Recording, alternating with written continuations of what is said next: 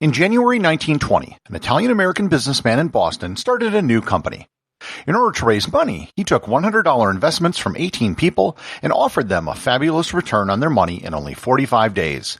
And he delivered on his promise. Soon people were lining up to give him their money, and everything worked great. Until it didn't. Learn more about Charles Ponzi, the man whose name is synonymous with fraud, on this episode of Everything Everywhere Daily.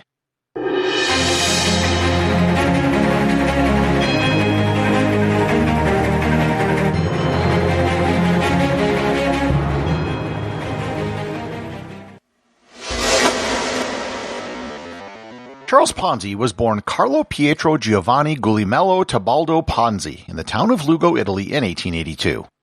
He was born to a family which had been quite wealthy, but had fallen on hard times. He was accepted to school at the University of Rome La Sapienza, but he spent most of his time drinking and partying and wound up broke and without a degree. In the first years of the 20th century, waves of Italians were immigrating to the United States, and some of them were returning back to Italy very wealthy.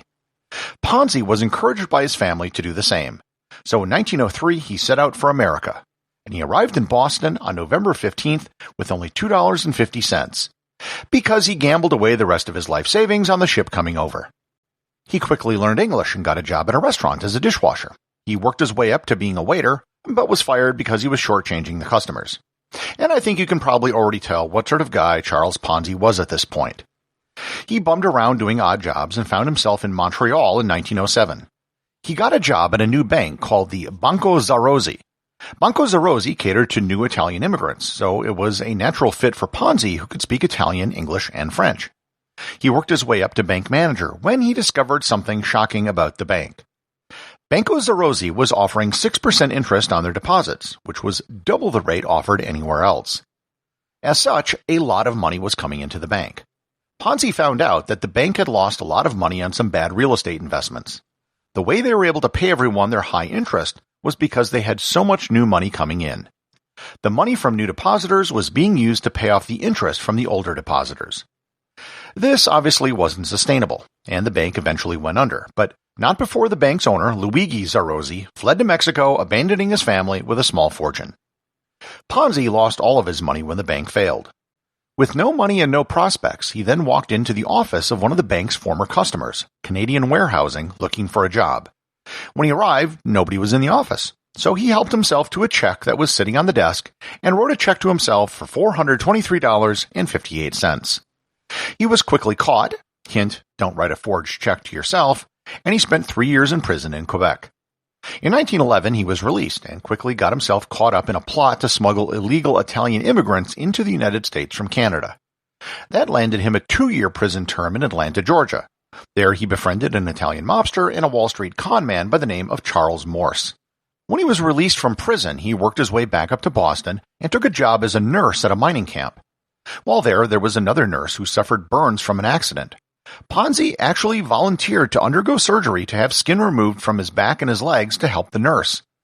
He developed complications from his surgery and was let go from the mining company, proving that no good deed goes unpunished. He met an Italian woman in Boston named Rose Maria Genco and asked her to marry him, despite not having told her about his time in prison. Her mother found out and told her, but she went ahead with the marriage anyhow. Ponzi started a company where he would publish a directory of Boston businesses, and that failed. He then took over his wife's family fruit stand, and that failed. It was in the summer of 1919 that he got the idea that would make him infamous. He was sending letters to companies in Europe about his business directory when one of the letters came back with something inside the letter. It was an international reply coupon. For those of you who don't know what an international reply coupon is, and I honestly don't know why most of you would, it's something you can buy at a post office in your country that can be redeemed in another country. For example, if I'm sending a letter to Japan, I can put an international reply coupon in the envelope. The person in Japan can then redeem the international reply coupon at their post office for postage to send me a return letter. It serves basically the same purpose as a self-addressed stamped envelope would, only for international mail. These are actually still available in some countries today, but they're hardly ever used. The United States stopped issuing them in 2013, and the United Kingdom stopped selling them in 2011. Many countries which sell them are planning on phasing them out. What Ponzi realized was that the value of the international reply coupon was different in different countries. The cost of postage might be lower in one country than another. That means you could buy an international reply coupon for, let's say, 1 cent in one country, and then redeem it for a 5-cent stamp in another country. What many people don't realize in the story of Charles Ponzi is that there was, in fact, a small kernel of truth in his initial idea. There was, in fact, some theoretical arbitrage opportunity in these coupons. That being said, a theoretical arbitrage isn't the same thing as a real functioning business. More on that in a bit. In order to kick off his new business venture, he needed money, and given his string of failures, money was something that he didn't have. He went to several banks to get a loan, but he was turned down, and can you really blame the banks? He then went to several friends in Boston to raise money and promised that he would deliver 50% returns in just 45 days or 100% returns in 90 days. He explained that the spread on international reply coupons was so great that he could easily get their money back. In January 1920, he launched his own company called the Securities Exchange Company. He launched the company with 18 investors who invested a total of $1,800. He managed to pay them all off within a single month. He quickly opened a larger office in a proper office building. In February, the amount of money that came in was $5,000, and in March it was $25,000. He then hired agents who received a commission to drum up more sales. As word of the success of the company spread, more money started to come in, and the area from which they were sending the money grew from just Boston.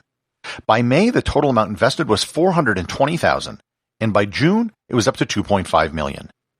In the beginning of July, he was bringing in $1 million a week, and by the end of July, he was bringing in $1 million a day.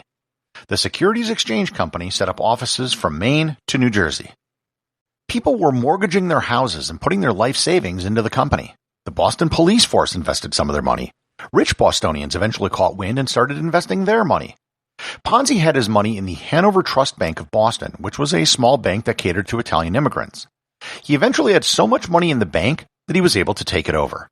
Many of the people who invested with Ponzi didn't even take their money out. They just reinvested it in hopes of greater returns. Ponzi spent his money lavishly. He purchased a mansion and one of the best cars you could buy in 1920. He brought his mother over from Italy in a first-class cabin. He used the money to buy a wine company and a company that made macaroni in an attempt to have some profits that he could pay off his investors. Despite appearances, however, things were not well. The entire international reply coupon scheme went nowhere. As I mentioned before, there was a theoretical arbitrage opportunity. In practice, however, it didn't work. He in effect was able to buy cheap stamps. However, he had no way of converting these stamps to cash in large quantities. He just had a lot of stamps that he paid a below-market rate for. Moreover, even if he could convert the stamps to cash, there was no way he could possibly scale the business to a level to justify the amount of money that was being invested. International reply coupons are really cheap. To cover his investments, he would need multiple ships the size of the Titanic constantly running back and forth across the Atlantic filled with international reply coupons.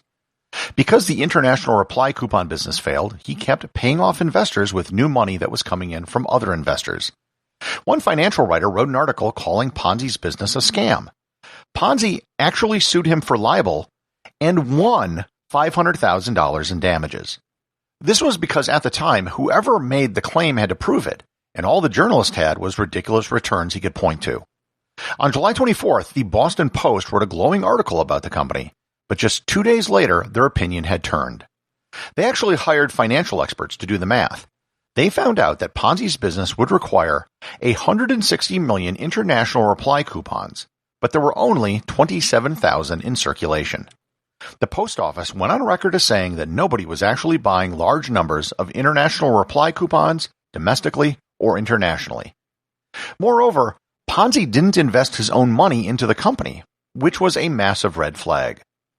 Once the Boston Post articles were published, things began to fall apart quickly. There was a run by investors to get their money out.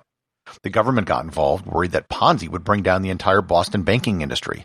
An investigation quickly found out that instead of having $7 million in assets, Ponzi was actually millions of dollars in debt. On August 11th, the story broke about his prior prison sentences, and on August 12th, Ponzi turned himself in to federal authorities. He was charged at the federal level with mail fraud and at the state level with larceny.